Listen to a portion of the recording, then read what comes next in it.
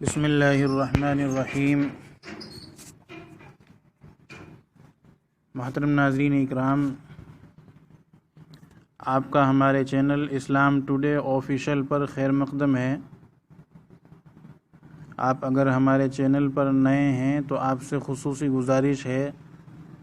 کہ آپ ہمارے چینل کو سبسکرائب کریں اور دوست اور احباب میں شیئر کریں۔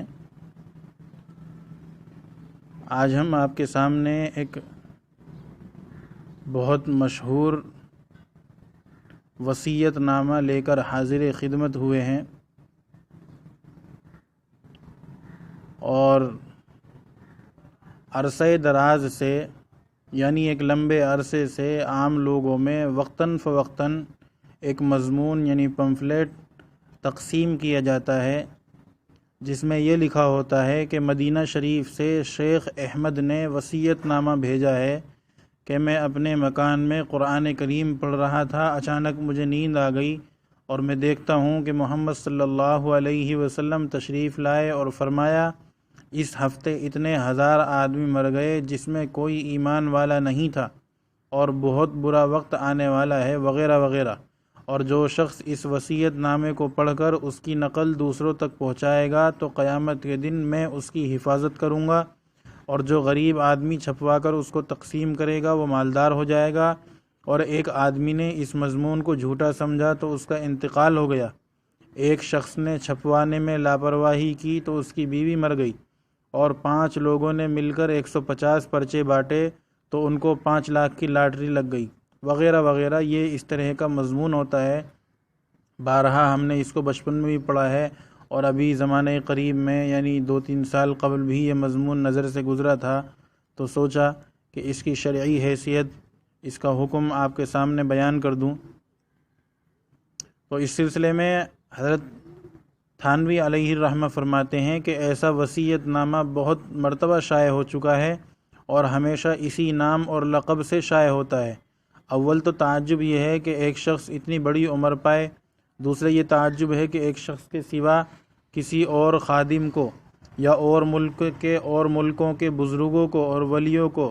یہ دولت زیارت اور ہم کلامی نصیب نہ ہو، یعنی بات چیت کرنا آپ علیہ الصلوۃ والسلام سے نصیب نہ ہو۔ تیسرا یہ کہ اگر ایسا ہی ہوتا، یعنی مدینے میں واقعتاً کسی شیخ کے خواب میں اللہ کے رسول آتے تو خود مدینے میں اس کی زیادہ شہرت ہونی چاہیے تھی، حالانکہ وہاں آنے جانے والوں سے پتہ کرا یا خطوط سے معلوم ہوا کہ ان چیزوں کا نام و نشان بھی نہیں ہے، پھر محض اس طرح بغیر کسی سند کے کوئی مضمون قابل اعتبار نہیں ہو سکتا، ورنہ جو جس کے دل میں آئے گا مشہور کر دیا کرے گا۔ اور شریعت میں حکم یہ ہے کہ جو بات ہو خوب تحقیق کے بعد اس کو معتبر سمجھو۔ اس کے علاوہ اس میں بعض مضامین ایسے ہیں جو شریعت اور عقل کے خلاف ہیں۔ مثال کے طور پر اس میں لکھا رہتا ہے کہ اتنے ہزار مسلمان مرے اور ان میں سے صرف 17 آدمی مسلمان تھے، یعنی اتنے ہزار کلمہ پڑھنے والے مرے لیکن صرف 17 آدمی مسلمان ہوں۔ اول تو خدا کی رحمت غالب ہے، یعنی خدا زیادہ رحمت کرنے والا ہے اپنے غضب پر، یعنی خدا کی رحمت غالب ہے اس کے غضب پر۔ دوسرے ہم خود دیکھتے ہیں کہ زیادہ تر مسلمان توبہ کر کے کلمہ پڑھ کے مرتے ہیں، جو علامت خاتمہ بالخیر کی ہے، پھر اس مضمون کی گنجائش کہاں ہے؟ دوسرے اس میں خرابی یہ ہے کہ اس پرچے کو چھپوا کر تقسیم کرنے پر مالداری کا حاصل ہونا اور اس کو جھوٹا سمجھنے پر کسی کی موت کا واقع ہونا، یہ بھی عقیدے کے خلاف بات ہے، کیونکہ شرعی عقیدہ یہ ہے، یعنی انسان کو یہ عقیدہ رکھنا چاہیے کہ امیری اور غریبی اور موت اور حیات اللہ کے قبضہ قدرت میں ہے۔ تیسرے اس پرچے کو چھپوا کر تقسیم کرنے سے لاٹری کا لگ جانا، اور جن لوگوں کی لاٹری لگ گئی ان میں سے ایک کا مسجد بنانے کی بات سوچنا، دونوں خلاف شرع ہیں، کیونکہ لاٹری جوئے پر مشتمل ہونے کی وجہ سے حرام ہے، یعنی یہ جوا ہے، اور اسی طرح حرام مال سے اللہ کے گھر کی تعمیر کرنا بھی حرام ہے۔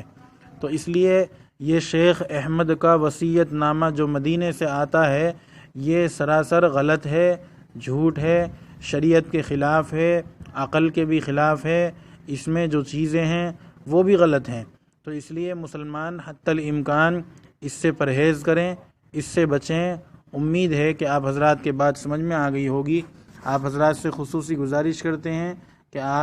اگر آپ ہمارے چینل پر نئے ہیں تو ہمارے چینل کو سبسکرائب کریں اور دوست اور احباب میں اس ویڈیو کو خوب شیئر کریں تاکہ آپ کو اس کا ثواب ملتا رہے، آپ کے لیے صدقہ جاریہ ثابت ہو۔ السلام علیکم ورحمۃ اللہ وبرکاتہ۔